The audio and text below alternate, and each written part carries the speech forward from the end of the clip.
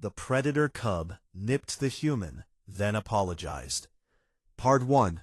First Contact on Station Helix. Space was not quiet. People liked to say it was.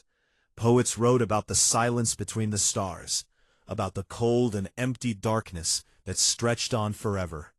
But anyone who had actually lived on a deep space station knew the truth. Space stations were loud. They hummed and buzzed and clicked at all hours. Pipes groaned. Vents pushed warm air through narrow corridors. Boots clapped against metal floors. Voices came from every direction, in every language, in sounds that did not even qualify as language by human standards. Station Helix was no different. It sat near the edge of the system called Vorus 6 by the aliens and KP 7741 by human charts. It was a wide, ring-shaped structure that rotated slowly to give its residents a weak but useful sense of gravity. From the outside, it looked like a silver bracelet floating in the dark. From the inside, it looked like a very busy, very crowded city that someone had decided to fold into a circle. Junho had been living on Station Helix for 3 months. He was not a soldier. He was not a commander. He was not even a particularly important person by most standards. He was a xenobiologist, which meant his job was to study living things that were not from Earth.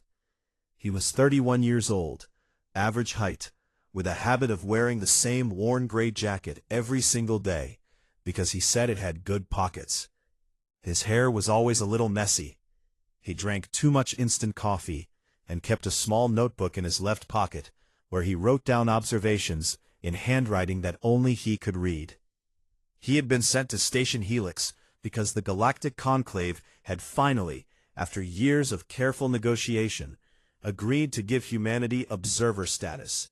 Not full membership, not a seat at the main table, just a chair in the corner, where humans were allowed to sit, watch, and hopefully not cause any problems.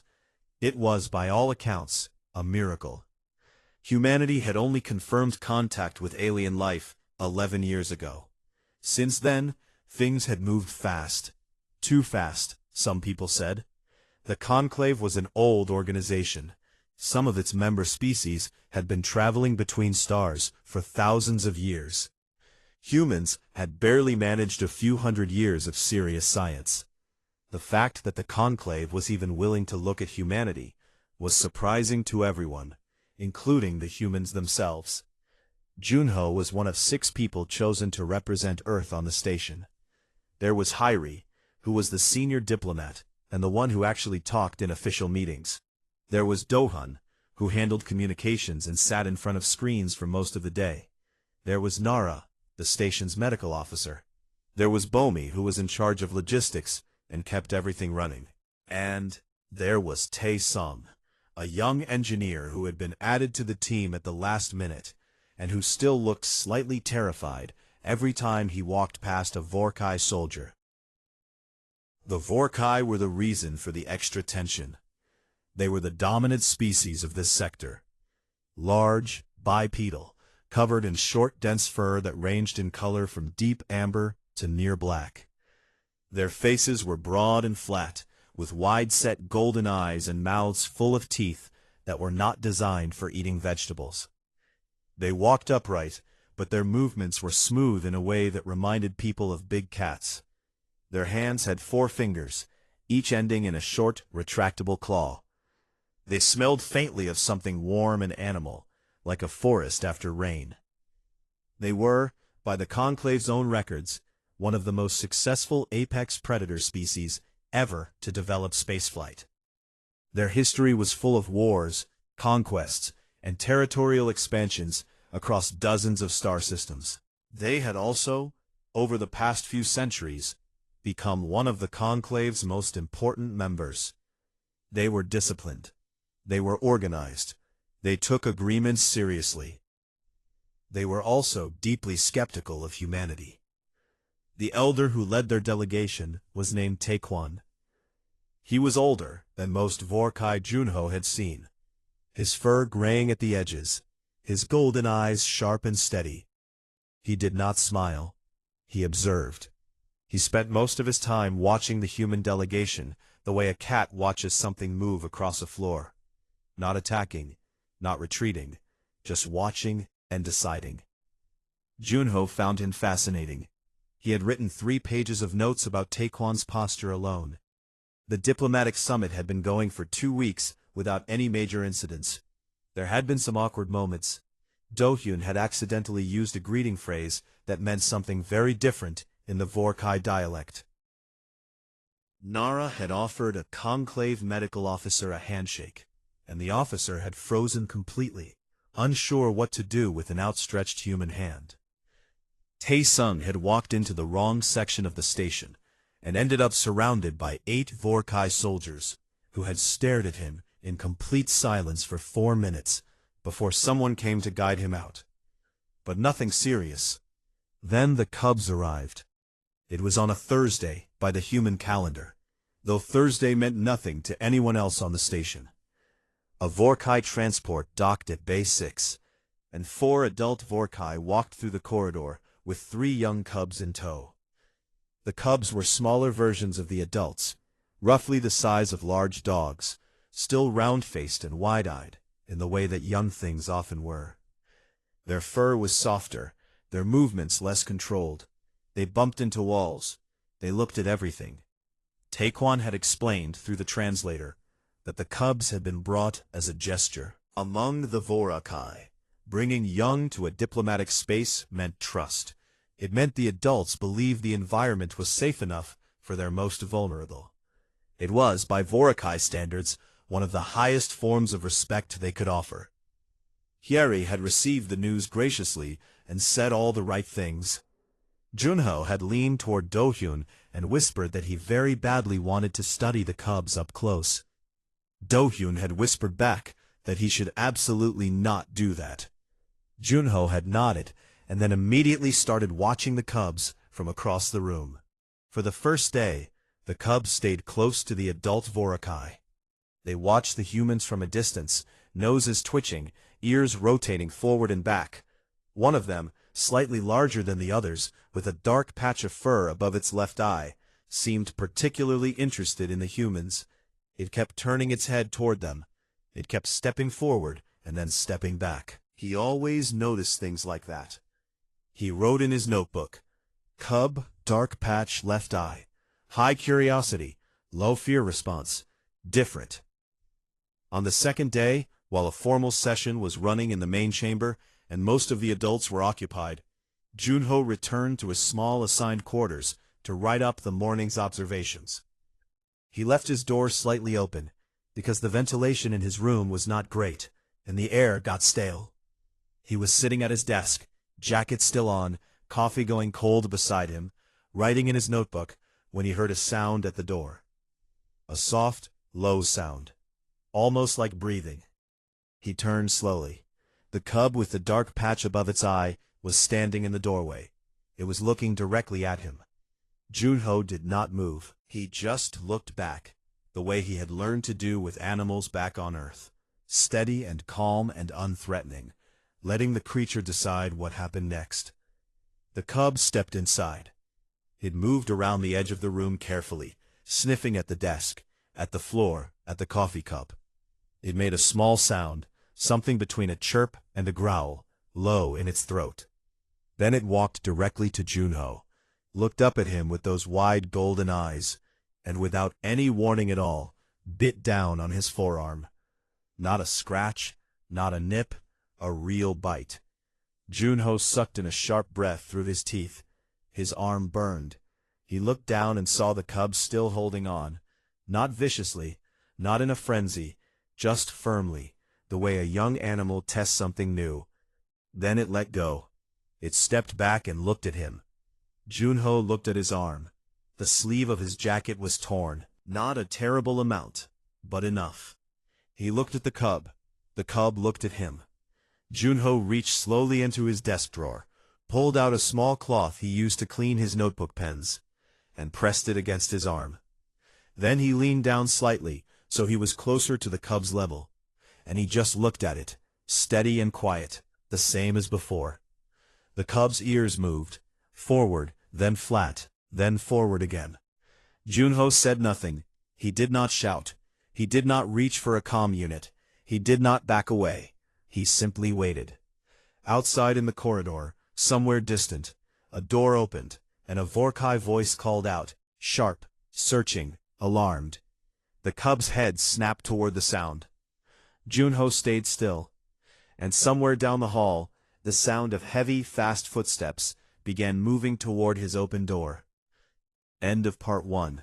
The predator cub nipped the human, then apologized. Part 2. The incident ripples. Taekwon moved fast for an old creature. He came through the doorway of Junho's quarters with 2 soldiers behind him, his golden eyes scanning the room in less than a second. He saw the cub. He saw the human. He saw the cloth pressed against the human's arm. He saw the blood soaking slowly through the white fabric. He stopped. His jaw tightened.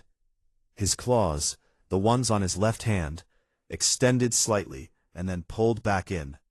It was a small movement. Junho noticed it immediately and wrote it down in his head for later. It looked like the alien equivalent of someone biting the inside of their cheek. The cub, for its part, had not run. It had stepped back toward the wall when the soldiers entered, but it had not tried to hide. It stood there, looking at Taekwon with an expression that, even across the barrier of entirely different biology, communicated something very close to the look a child gives a parent when they know they have done something wrong, but have not yet decided how sorry they are about it. Taekwon said something in his language, short and sharp. The translator on Junho's desk rendered it as, Orvu, come here. The cub, Orvu, walked to the elder slowly. It lowered its head as it approached. Taekwon placed one large hand on top of the cub's head, not gently, not harshly, just firmly. And then he looked at Junho. His expression was difficult to read. There was tension in it, something hard and complicated. He said something longer this time. The translator took a moment, then spoke in the flat, even voice it always used. The young one has drawn blood from an observer of the conclave. This is a serious matter. We await your declaration. Junho blinked. He looked at the translator. Then he looked at Taekwon. My declaration? Your response. Your intent. Junho lowered the cloth from his arm and looked at the bite. It had already started to slow down. It hurt, but it was not deep. He had gotten worse injuries falling off his bike as a teenager. He folded the cloth neatly and set it on the desk. I don't have a declaration, he said. The cub was curious. It bit me. I'm fine. The translator delivered this. Taekwon stared at him. One of the soldiers behind the elder made a sound. Junho did not know what kind of sound. It was short and quiet, and the soldier immediately went still again when Taekwon glanced back at them. Taekwon looked at Junho again. He said, You are certain you are not harmed? I'm certain, Junho said. Can I ask, what does it mean, among your people, when a young one draws blood from someone outside the group? There was a pause, not from the translator, from Taekwon himself. He said, It is a declaration of dominance. The young claim what they mark. Junho thought about that for a moment. He looked down at Orvu, who was still standing beside Taekwon, with its head slightly bowed, but its eyes watching Junho from under its brow. So Orvu was claiming me, Junho said. The behavior is not acceptable. It will be corrected, Taekwon replied. I understand, Junho said. He paused, then added carefully. But just so I know, among your people, if a cub claims something, does the claimed one have any say in it? Another pause, longer this time. The claimed one can reject the claim, through force, traditionally, Taekwon said. Junho nodded slowly. And if the claimed one just doesn't reject it? Taekwon looked at him for a long moment. Then he picked up Orvu with one arm, tucked the cub against his side. Orvu made a small sound of protest, and said, We will speak of this later. You should see your medical officer.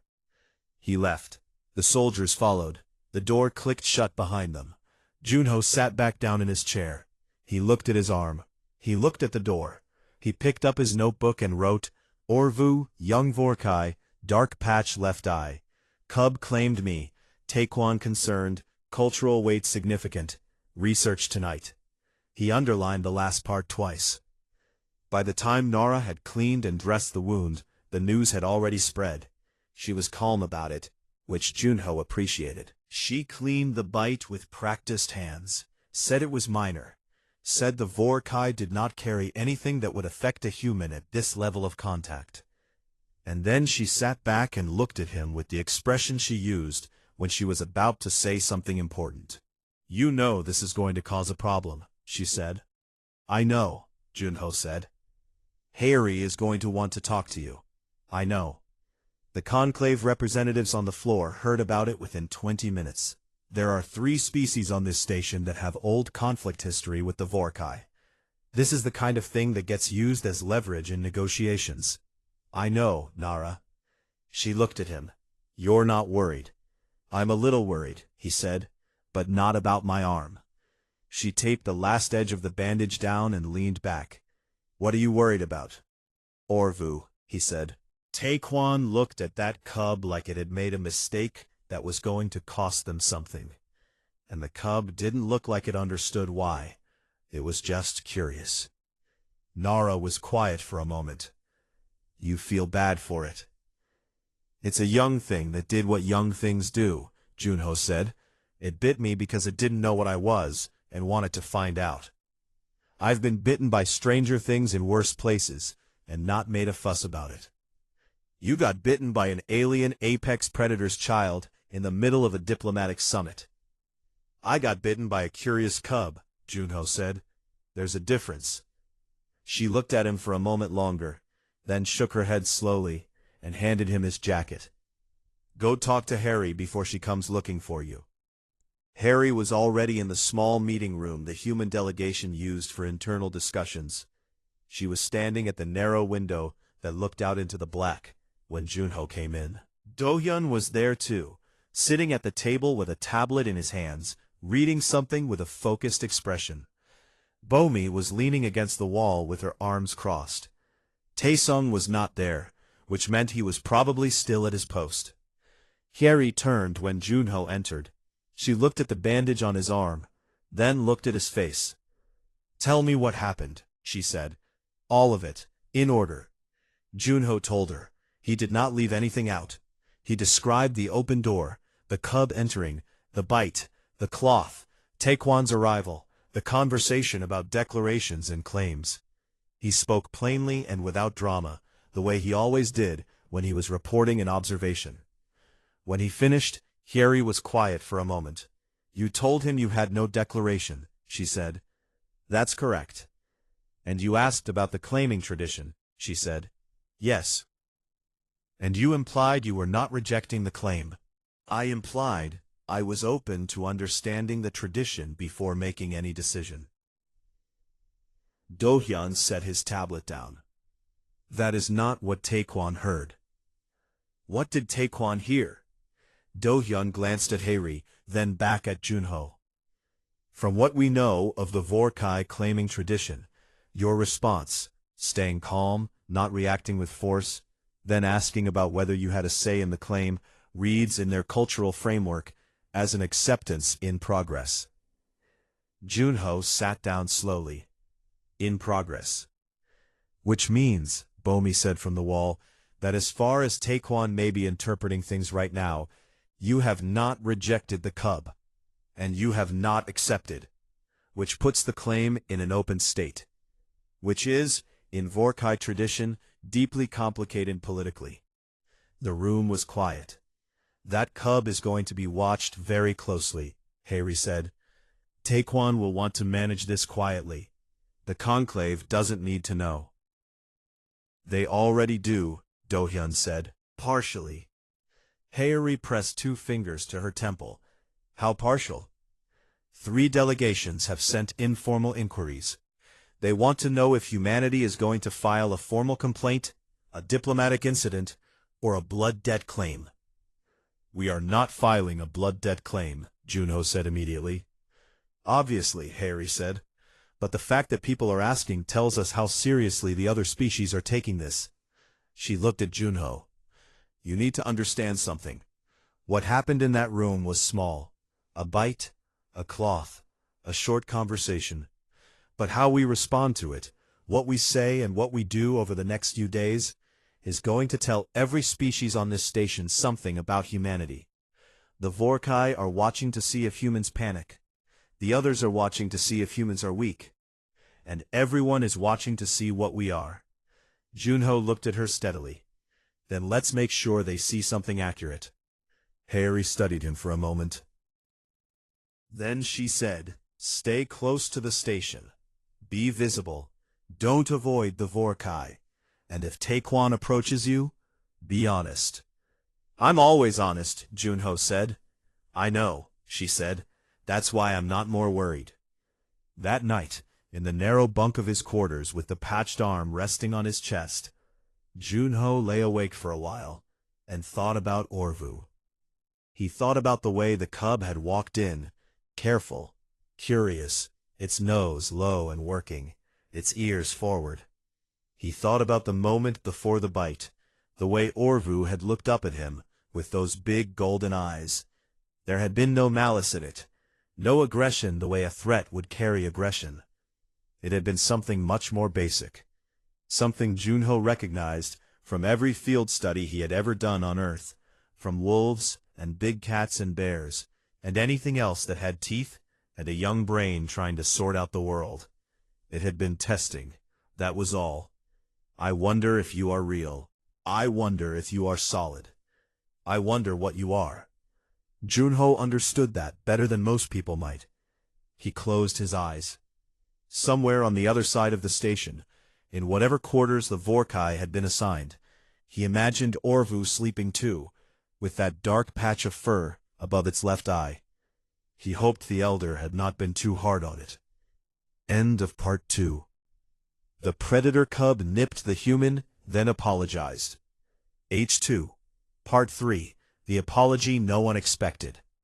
P. The main chamber of Station Helix was built to impress.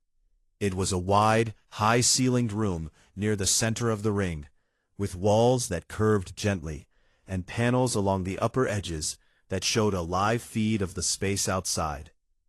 The stars moved slowly as the station rotated. It gave the room a quiet, turning sense of the universe outside, which Junho suspected was intentional. Someone had designed this room to remind every species inside it that they were all very small, floating in the same darkness, and perhaps they should try to get along. P. The full session the next morning had all 6 major delegations present.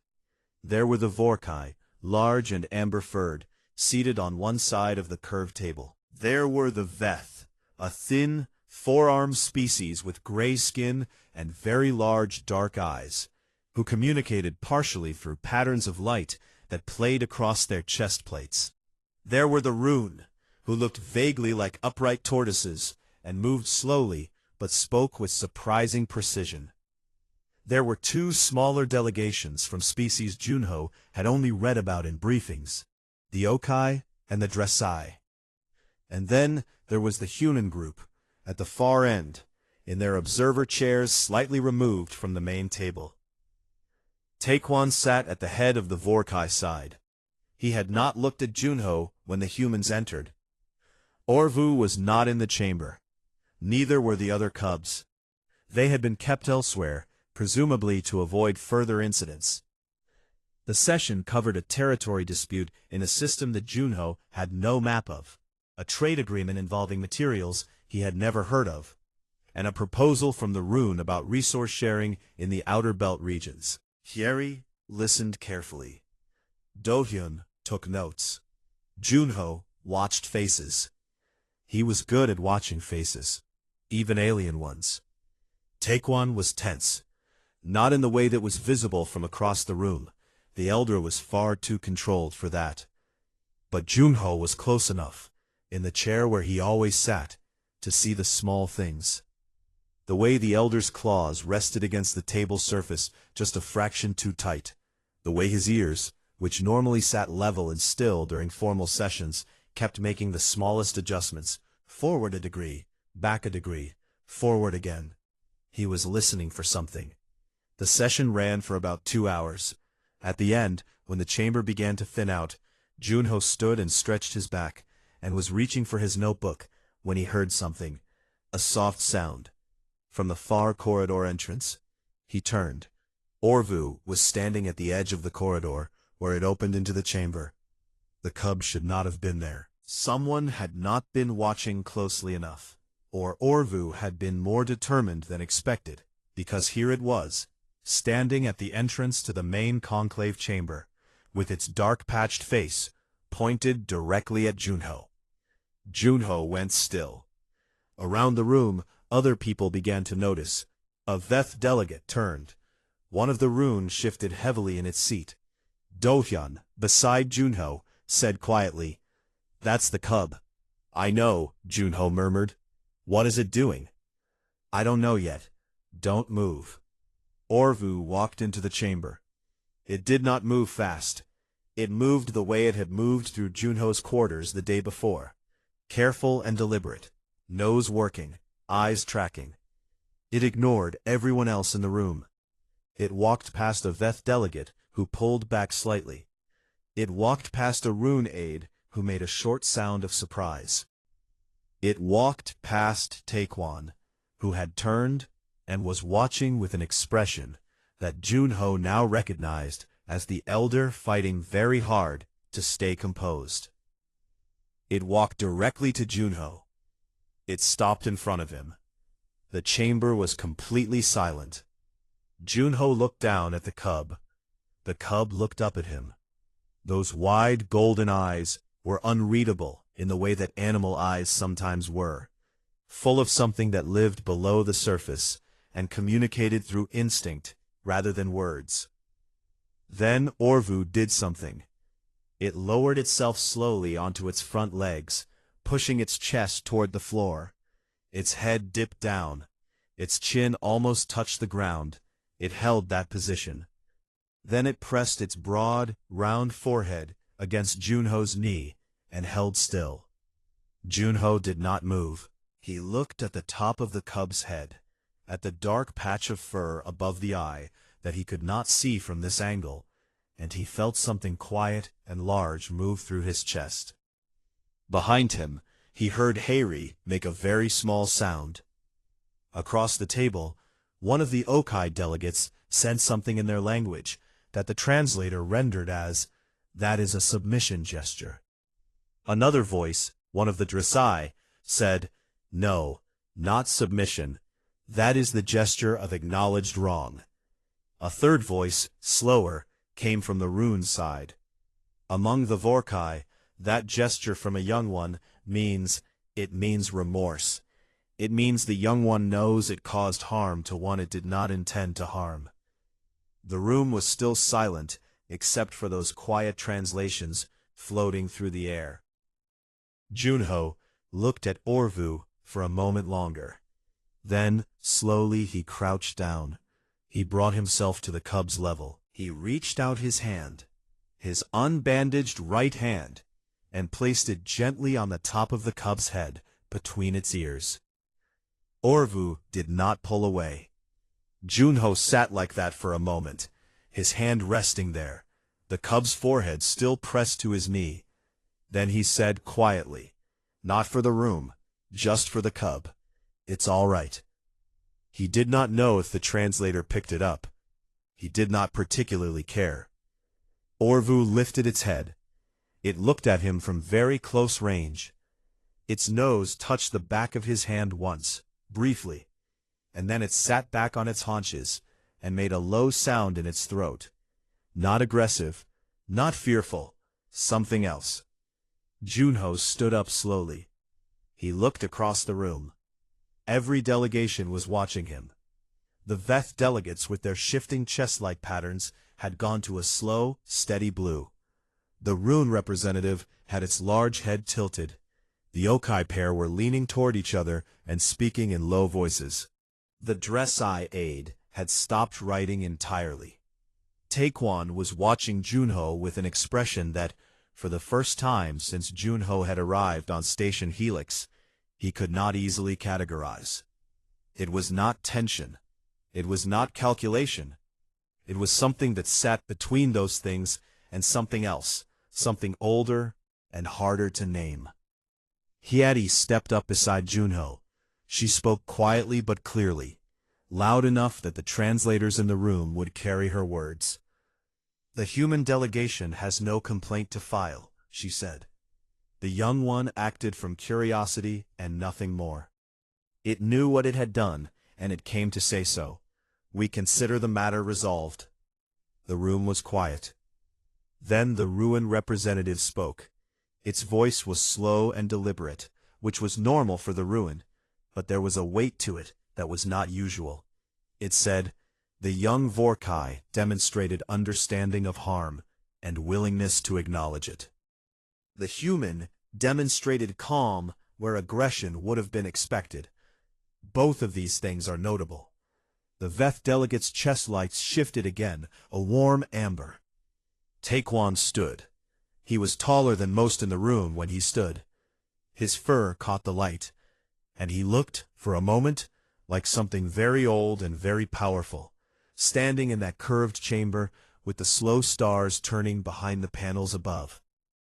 He looked at Orvu, he looked at Junho. He said nothing for a long time. Then he said in the careful, formal register that the translator handled well, "The cub Orvu is the youngest of our delegation.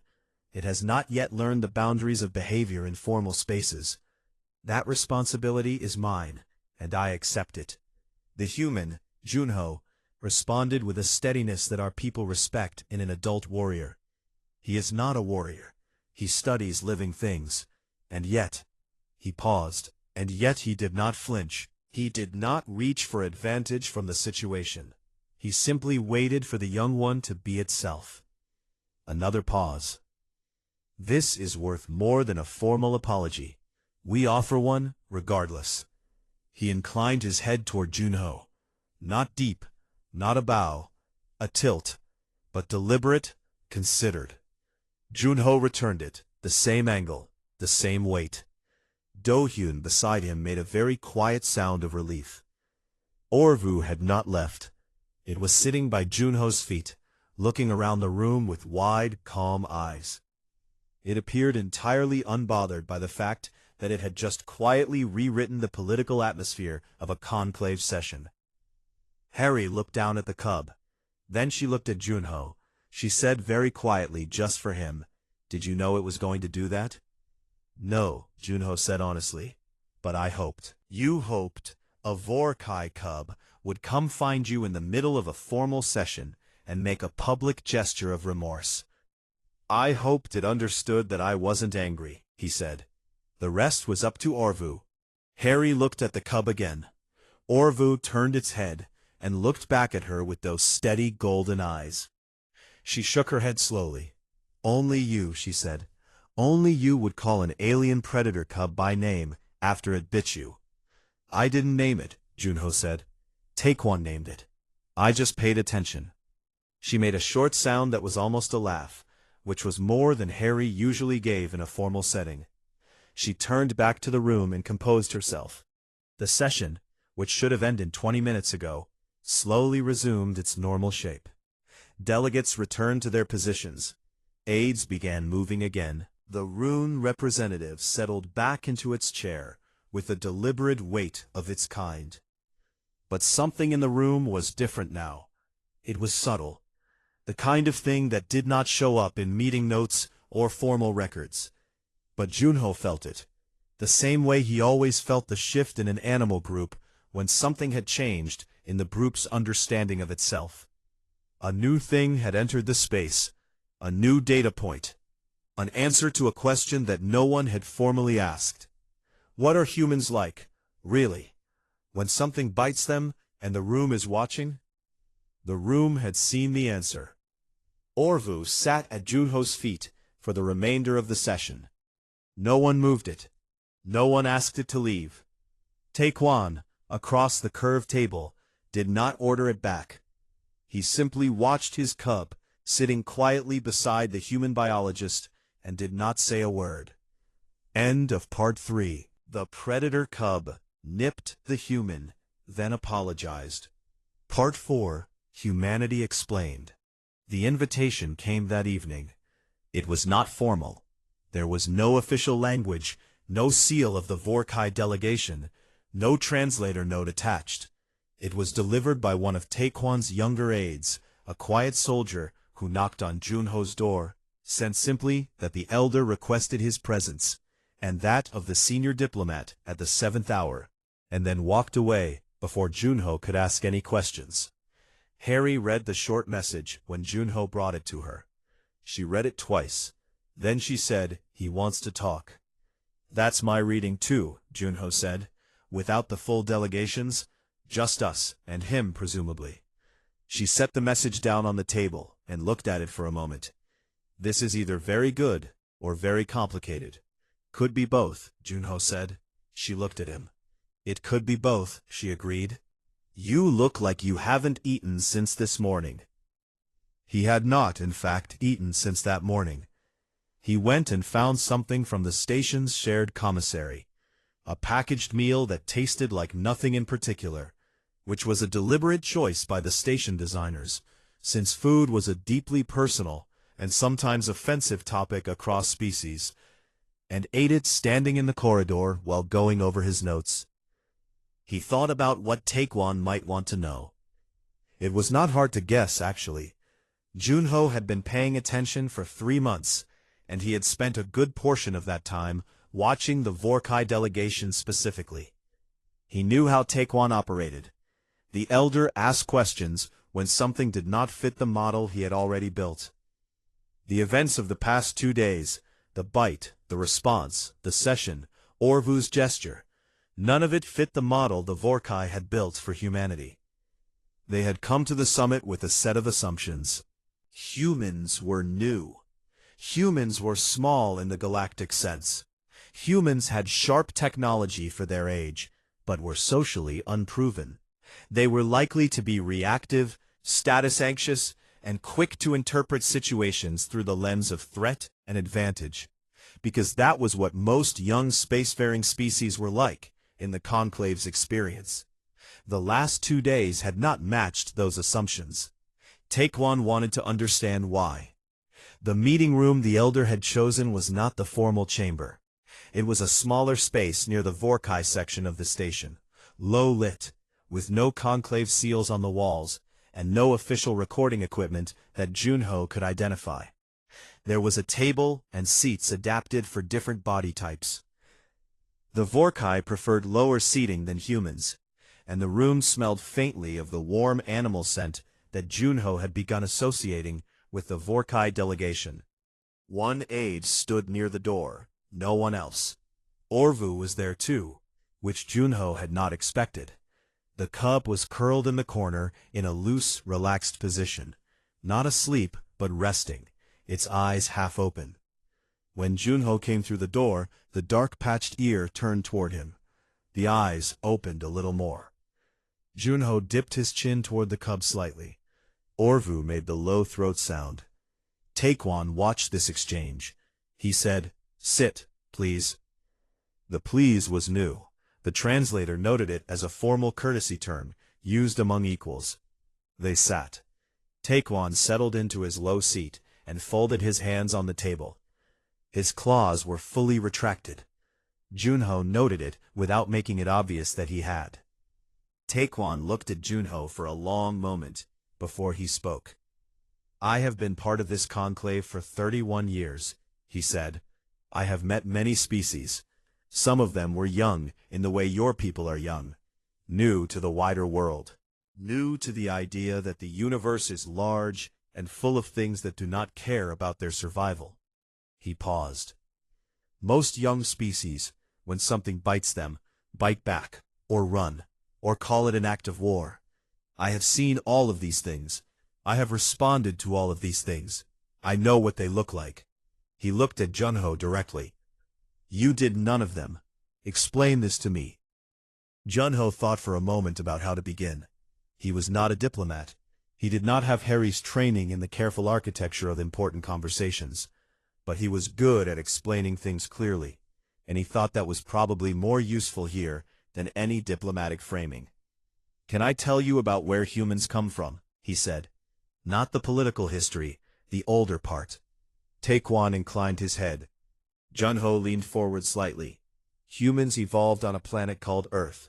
We've been there for a very long time, by our own reckoning. And, for most of that time, we were not the most dangerous thing on the planet."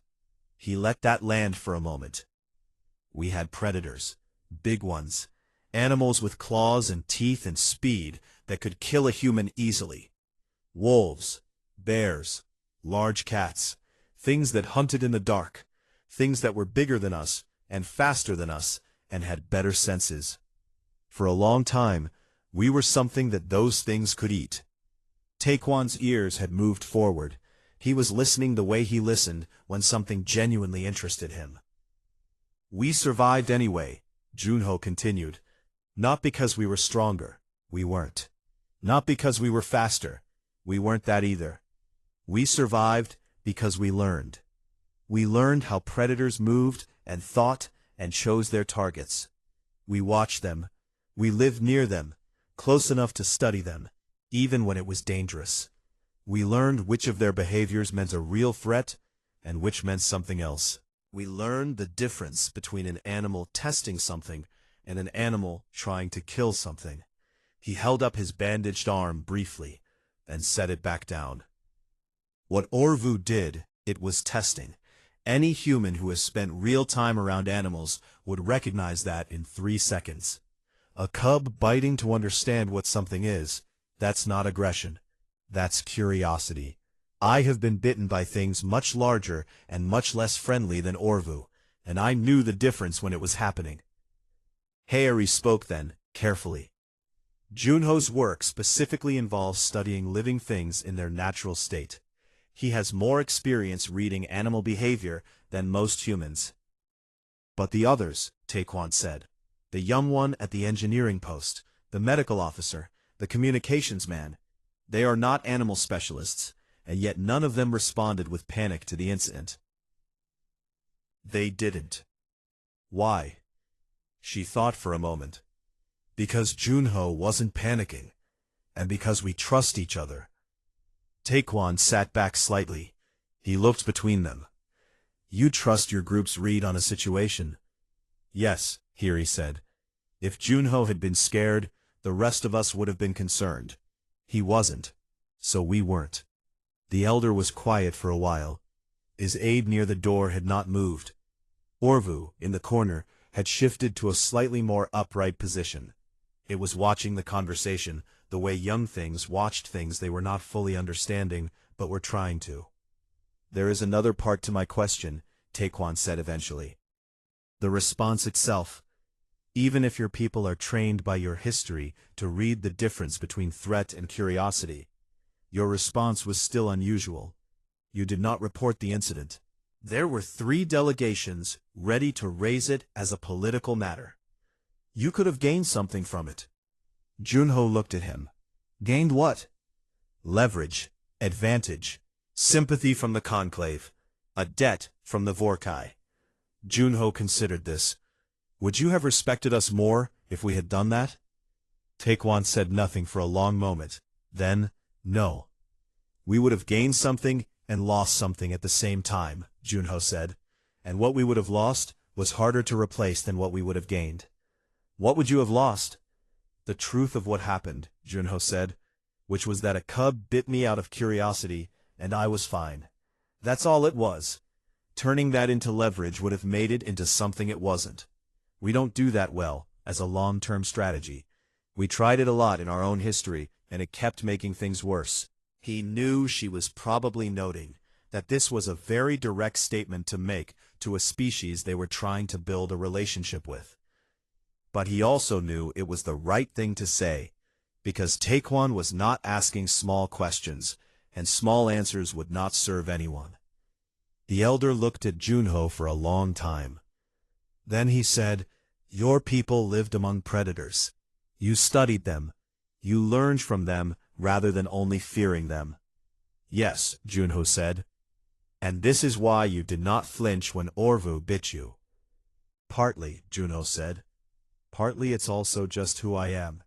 Not every human would have responded the same way. Some would have panicked. Some would have been angrier than I was. I happen to find most living things more interesting than threatening. It was, Junho had come to understand over the past weeks, the Vorkai equivalent of a very dry, very small smile. You find us interesting? Enormously, Junho said, without any hesitation at all. In the corner, Orvu stood up from its resting position, walked across the room, and sat down beside Junho's chair. It did not ask for anything. It did not look at anyone. It simply placed itself there, the way a creature places itself near something it has decided it trusts. Taekwon looked at this. He looked at it for a long time.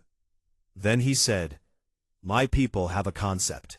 It has no direct translation.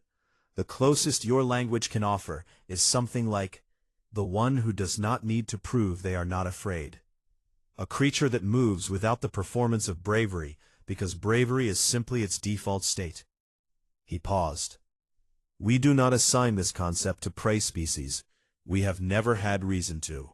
Until now, I would not have thought it was possible for a prey species to hold this quality. He looked at Junho. I am revising that position. The room was quiet. Outside the small window set high in the wall, the stars moved their slow, steady arc. Junho reached down without thinking and rested his hand briefly on the top of Orvu's head. The cub leaned into it slightly. He said, "For what it's worth, your people are one of the most interesting things I have ever studied, and I mean that as the highest possible compliment." Taekwon regarded him. "I believe you," he said. "That is the strangest part." End of Part 4. The predator cub nipped the human, then apologized. Part 5. A bond written in the stars. The summit had 3 days left. Junho spent the first of those 3 days doing exactly what he had been doing before any of it happened. Writing notes, attending sessions, observing, staying quiet in his observer's chair, and watching the room with the particular focus that had made him good at his job since before he had ever heard of the Galactic Conclave. The difference was that Orvu now followed him to the sessions. No one had formally arranged this. No one had forbidden it either. Taekwon had simply not told the cub to stay away, and Orvu had apparently interpreted this as permission. The cub appeared at Junho's door every morning, sat in the corridor outside, and waited. And when Junho came out, it fell into step beside him, and went where he went. The other delegations had opinions about this. None of them expressed those opinions directly to Junho, which told him something about how the dynamics of the station had shifted. The Veth delegates, who had been among the more skeptical of the human presence at the start of the summit, now acknowledged Junho with a brief shift of their chest-light patterns when they passed in the corridor.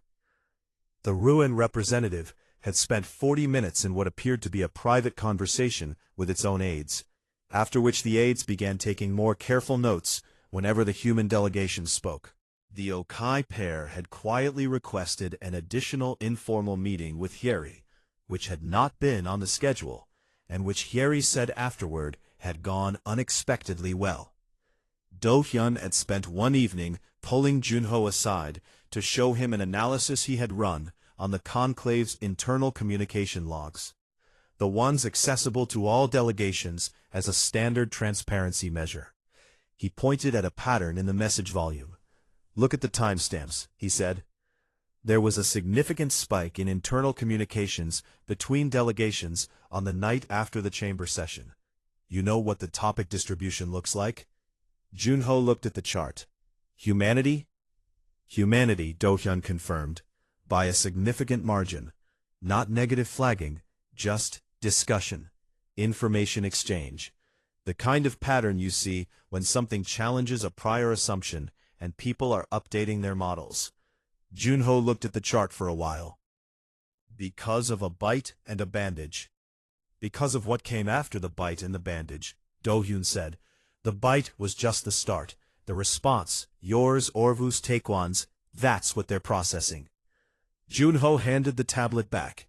He thought about that for a while, and then he went back to writing his notes. On the second of the 3 remaining days, Taekwon found Junho during the midday break and asked if he would walk with him. They walked the outer corridor of the ring, where the windows faced outward into the open dark. The station's slow rotation made the stars drift very gently from left to right if you watched long enough. Orvu padded between them, slightly closer to Junho than to the elder, which Junho noted but did not comment on. They walked in silence for a while. Taekwon seemed to be the kind of person, the kind of being, who did not mind silence, which Junho appreciated. Eventually the elder said, "The claiming tradition. You asked about it when we first spoke." "Yes," Junho said. "You understood more of what you were asking than you let on," the elder continued. "Possibly," Junho said honestly. "I had read some of the available cultural documentation on the Vorkai before I came here. It's limited. There isn't much accessible to humans yet, but the claiming tradition was in there." Taekwon walked several more steps before responding. "And you are not troubled by it?" "The tradition itself? No. Whether Orvu claiming me causes problems for your delegation, that I've been more concerned about." "It is irregular," Taekwon said. "A cub claiming an individual outside the Vorkai is not common. It has happened before, in history, but not often. When it does happen, it requires a formal registration, a recognition that the claim is known and recorded." Junho looked at him. "You're telling me you registered it?" "I registered that the claim was made, and that the claimed individual did not reject it. The record does not compel anything. It does not make you Vorkai. It does not bind you to obligations you have not agreed to. It simply acknowledges that Orvu has chosen to recognize you, and that you have not turned that away." Junho thought about this. "What does it mean practically?" "Practically," Taekwon said, "it means that if you ever return to Vorkai space, you will not be without standing. It means that Orvu's family, my family, will know your name. It means that if this station is ever in danger, and the Vorkai are close, the name Junho will carry weight in the request for help." He paused. "It also means that Orvu will ask about you for the rest of its life. Cubs who claim do not forget. It is the nature of the bond." They walked a few more steps in silence. Junho looked down at the cub. Orvu looked up at him with those wide, golden, unreservedly open eyes. He said, "I'm honored." "You should be," Taekwon said, without any self-consciousness about it. "The young of our kind do not give their trust lightly. Orvu tested you the only way a cub knows how. You did not fail the test." "I didn't even know I was being tested," Junho said. "That," the elder said, "is why you passed." On the final day of the summit, the closing session was long and formal, and full of careful language that Junho mostly let wash over him while he observed the room. He noticed things he had not noticed at the start. The Veth delegates who had kept physical distance from the human seating area were now, without seeming to think about it, seated slightly closer. The Rune representative had twice addressed remarks to the human side of the table during the session, treating the observers as participants, which was technically outside the observer protocol, but which no one had moved to correct. Hyeri had responded each time with the steady composure that made her very good at her job. When the formal closing statements were being made, Taekwon stood and delivered the Vorakai remarks. He spoke about the summit's achievements, about the agreements made and the work remaining, about the conclave as a living body that grew through contact and exchange. At the end, he added something that was not in the prepared remarks. He said, "This summit has produced one unexpected result that I believe will be more significant than any formal agreement recorded in this chamber. We came here with certain understandings of the human species. Those understandings were incomplete. We leave with better ones. And we leave having witnessed something worth recording. That a young thing, when shown patience rather than anger, will reach toward that patience, and that a species which has spent 10,000 years living among things that could kill them, has developed a kind of steadiness that we would do well to understand rather than underestimate. He did not look at Junho when he said it. He did not need to. The chamber was quiet for a moment after he finished. Then the session moved on, as sessions do, to the next item and the next formal word. But Do-hyun, beside Junho, tapped his arm quietly and pointed to his tablet where the communication log was updating in real time. The spike in cross-delegation messages was even larger than before. The human delegation was due to depart the next morning. That evening, Junho was in his quarters for the last time, packing the small amount of personal items he had brought. The gray jacket was already on, the notebook already in his pocket, when there was a sound at the door. He turned. Of course, Orvu was there. The cub stepped in and walked around the room once, the way it had walked around the first time it had come here. Sniffing at things, checking, like it was memorizing the smell of the space. Then it came to Junho and sat in front of him, and looked at him. Junho crouched down. He and the cub looked at each other for a while. He thought about the right thing to say to an alien predator cub that had bitten him, apologized with its whole body, followed him through a diplomatic summit, and changed the way every species on the station was going to think about humanity for the next several years. He said, "You're going to be something remarkable when you grow up. I think you already know that." Orvu made the low throat sound, the one Junho had started to read as something warm. He reached out and scratched gently behind the cub's ear, the way he would have with any animal that had made its trust known. Orvu's eyes went half-closed. Its whole posture shifted into something softer. Junho sat there for a moment, his hand behind the ear of a Vorkai cub, in a metal room between the stars, and let himself feel how strange and good it was to be a person whose job was simply to pay attention to living things. Then he stood, picked up his bag, and said, "I'll tell your elder you said goodbye." He called his mother that night, because the comm window was open, and he was awake, and she would be awake too, the time zones lining up in the way they sometimes did when the satellite positioning was right. Her name was Sora, and she appeared on the small screen in the kitchen of their family home on the eastern coast, with a cup of tea she had clearly just made, and her reading glasses still on her head, because she always forgot to take them off. "You look tired," she said, which was how she opened most of their calls. "I'm fine," he said, which was how he always responded. "From your team's press contact that something happened at the summit," she said carefully. "Something involving an alien animal biting you?" "A cub," Junho said. "It was a cub. I'm fine." "Junho, I'm fine. It was not a big deal. My arm is already healed." She looked at him with the particular expression she had been giving him since he was old enough to come home dirty and say, "I'm fine," when he clearly was not. Then she looked at something off-screen and back at him. "Your father wants to know if it was dangerous. Tell him I've had worse bites from the field dogs at the research station." A pause.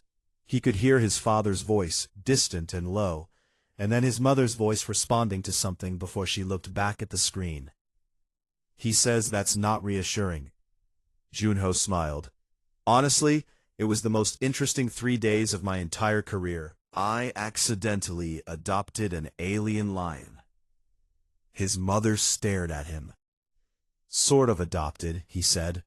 "It's cultural. It's complicated. I'll explain when I'm home." She looked at him for a long moment, with the specific expression of a woman who had spent 31 years preparing herself for the things her son would say, and had never quite managed to fully succeed at it. "Come home safe," she said finally. "I will," he said. "I'll see you in 2 weeks." He closed the comm.